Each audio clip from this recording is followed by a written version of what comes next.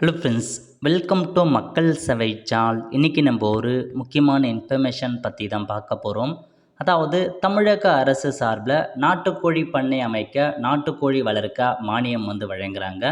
இப்போ அந்த ஸ்கீமுக்கு யார் யாரெல்லாம் அப்ளை பண்ணலாம், எப்படி அப்ளை பண்ணுறது, இதை பற்றின மொத்த இன்ஃபர்மேஷன் தான் இந்த வீடியோ பார்க்க போகிறோம். இந்த வீடியோ ஸ்கிப் பண்ணாமல் ஃபுல்லாக பாருங்கள். அது மட்டும் அல்ல, இந்த வீடியோ நிறைய பேருக்கு ஷேர் பண்ணுங்க. ஓகே, அதாவது ஃபஸ்ட்டு சிறிய அளவிலான 100 நாட்டுக்கோழி பண்ணை அலகுகள் 50% மானியத்தில் நிறுவும் திட்டம் கொண்டு வந்திருக்காங்க.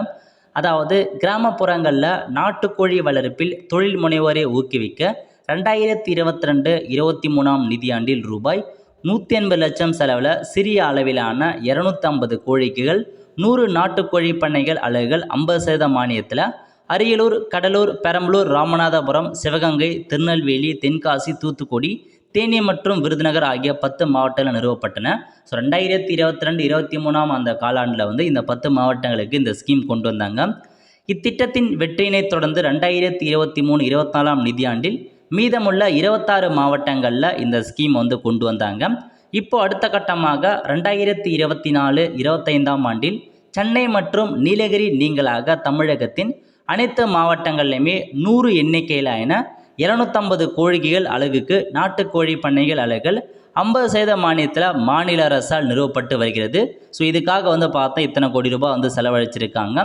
இப்போ என்ன சொல்லியிருக்காங்கன்னா, ஒவ்வொரு பயனாளிக்கும் 250 எண்ணிக்கையிலான 4 வார வயதுடைய நாட்டுக்கோழி குஞ்சுகள் ஒசூர் மாவட்ட கால்நடை பண்ணையிலிருந்து இலவசமாக வழங்கப்படுகிறது.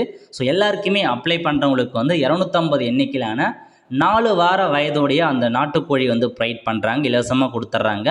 திட்டத்தின் நன்மைகள் என்ன அப்படின்னு பார்த்தீங்கன்னா, முட்டைகள், குஞ்சுகள் உற்பத்தி செய்து விற்பனை செய்வதன் மூலம் வளர்த்த பெண் கோழிகள், சேவல்களை இறைச்சிக்காக விற்பனை செய்து ஒரு பயணி வருடத்திற்கு 2,30,000 வரைக்கும் வரை வருமானம் ஈட்டி வருகின்றன அப்படின்றத சொல்லிட்டாங்க. ஸோ இதாங்க நாட்டுக்கோழி பண்ணை அமைப்பதற்கான ஒரு திட்டமாக கொண்டு வந்திருக்காங்க. இந்த ஸ்கீமுக்கு நீங்கள் அப்ளை பண்ண போகிறீங்க அப்படின்னா டைரெக்டாக கால்நடை பராமரிப்பு துறை இருக்குது பாருங்கள், அங்கே நீங்கள் கான்டாக்ட் பண்ணி உங்களுக்கான அப்ளிகேஷன் ஃபார்மை கொடுத்து நீங்கள் அப்ளை பண்ணலாம் அப்படின்றத மென்ஷன் பண்ணியிருக்காங்க. ஒவ்வொரு மாவட்டத்திலுமே ஸோ கால்நடை பராமரிப்பு துறை இருக்குது, அங்கே போய்ட்டு இந்த ஸ்கீமுக்கு நீங்கள் அப்ளை பண்ணுற மாதிரி இருக்கும்.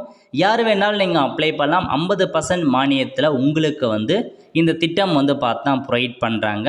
ஸோ 50% மானியத்தால் எவ்வளோ செலவாகுது அப்படின்றதையும் கொடுத்துருக்காங்க. நீங்கள் செக் பண்ணி பார்த்துட்டு நாட்டுக்கோழி பண்ணை அமைப்பதற்கு தாராளமாக நீங்கள் அப்ளை பண்ணலாம். ஸோ இலவசமாக கொடுக்குறாங்க. அதேமாரி பார்த்தா 50% மானியத்தில் உங்களுக்கு பண்ணை வைப்பதற்கு மானியம் வழங்குறாங்க. ஸோ நல்ல ஒரு ஆப்பர்ச்சுனிட்டி.